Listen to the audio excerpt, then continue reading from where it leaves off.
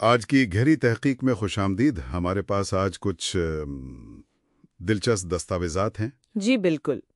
یہ ایک نئے عالمی مالیاتی نظام کا خاکہ پیش کرتی ہیں. نام ہے منظومۃ العالمین المالیہ. اور یہ آئی ہیں عبدالقادر حشاشنا نامی ایک محقق کی طرف سے. اچھا. تو آج ہمارا مقصد ہے کہ اس تجویز کے بنیادی تصورات کو سمجھنا. یہ کیسے کام کرے گا ان کے مطابق اور اس کے کیا اثرات ہو سکتے ہیں. ٹھیک ہے. اور دیکھیں، دعوے بہت بڑے ہیں. مہنگائی کا مکمل خاتمہ، سود کا خاتمہ، کرنسی سونے پر پھر وقت پر مبنی ہوگی. فوری ریٹائرمنٹ کا بھی ذکر ہے میرے خیال میں. جی ہاں، فوری ریٹائرمنٹ. تو آئیے ذرا دیکھتے ہیں یہ ہے کیا. تو بنیادی خیال ایک ڈیجیٹل کرنسی کا ہے. ٹھیک جی. جو شروع میں تو 18 کیرٹ سونے سے مت جڑی ہوگی اور پھر بعد میں وقت سے. اچھا، یہ وقت والی بات دلچسپ ہے. ہاں، اور اس سے بھی زیادہ دلچسپ یہ کہ اس کی قدر کا تعلق زکوٰۃ کے نصاب سے ہے. یعنی 85 گرام سونا. بالکل، وہ کم از کم مالیت جس پر زکوٰۃ واجب ہوتی ہے. تو یہ مذہبی اصول اور جدید ٹیکنالوجی کا ایک امتزاج لگتا ہے. جی، اور اس کا طریقہ کار بھی کافی غیر روایتی ہے. وہ کیسے؟ دستاویزات کہتی ہیں کہ یہ سسٹم انٹرنیٹ پر نہیں چلے گا. اچھا، تو پھر؟ بلکہ یہ موبائل فون سم ٹیکنالوجی استعمال کرے گا. شاید سیٹلائٹ فون نیٹ ورکس کی طرح، جیسے سوریا کا نام لیا گیا ہے. جیسے موبائل کا بیلنس ٹاپ اپ ہوتا ہے؟ بالکل ویسے. اس کا مطلب ہے کہ یہ وہاں بھی چل سکتا ہے جہاں انٹرنیٹ نہیں ہے. اور یہاں سب سے بڑا دعویٰ یہ ہے کہ یہ کرنسی خود اپنی پشت پناہی کرتی ہے. خود اپنی پشت پناہی؟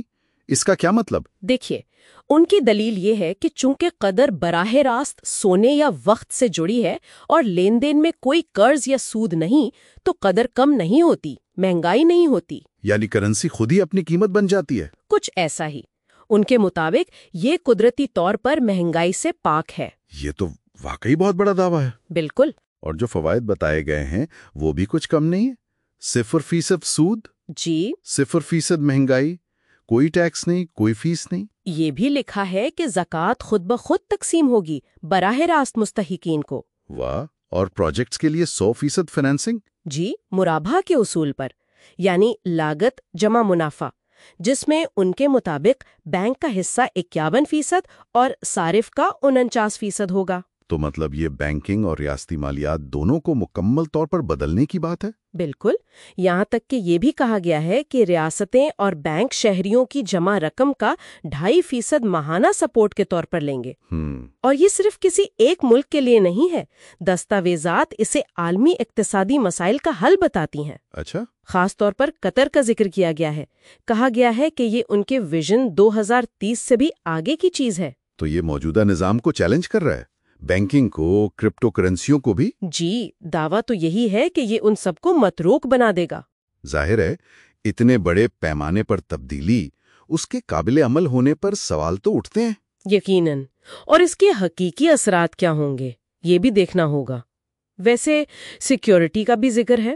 ہاں، کس طرح کی سیکیورٹی؟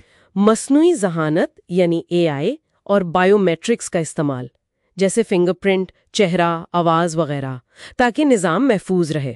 ٹھیک ہے. اور یہ صرف ایک تھیوری تو نہیں لگتی؟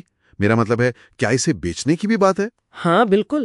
دستاویزات میں اس کی انٹلیکچوئل پراپرٹی یعنی IP کی فروخت کا پورا منصوبہ ہے. اچھا، کیا قیمت رکھی ہے؟ 1 ٹریلین یورو. 1 trillion euro? جی.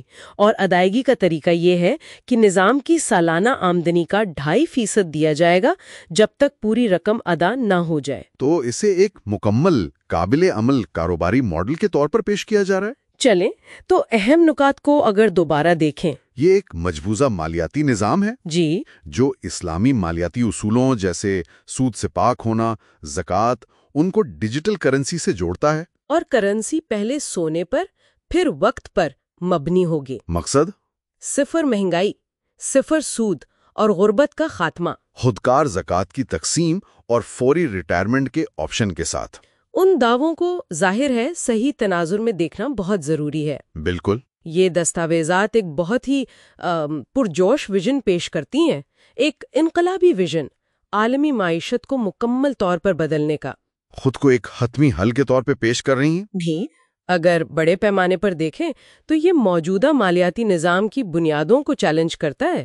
सूद, टैक्स, मरकजी बैंकिंग, सबको। और इनके मुताबिक कामयाबी का इन्हिसार आलमी सतह पर अपनाने पर होगा। जी, और इस टेक्नोलॉजी के मौसर निफाज पर। ठीक है, और सामीन के लिए एक आखिरी नुक्ता छोड़ते हैं गौर करने के लिए। जी, माखिज में सोने की कदर को टाइम करेंसी में बदलने का एक तरीका बताया गया है। हाँ, वो ज़कात के निसाब को हिजरी साल के घंटों पर तकसीम करने वाला। बिल्कुल वही, और साथ में नूह की घड़ी का भी जिक्र है, दिन रात 12-12 घंटे।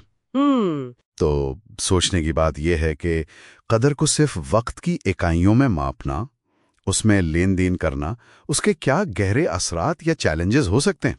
और ये भी कि वक्त के बारे में जो मुख्तलिफ सकाफती तसव्वुरात हैं वो ऐसे निज़ाम पर कैसे असरअंदाज हो सकते हैं। बिल्कुल, ये एक दिलचस्प सवाल है जिस पर गौर किया जा सकता है।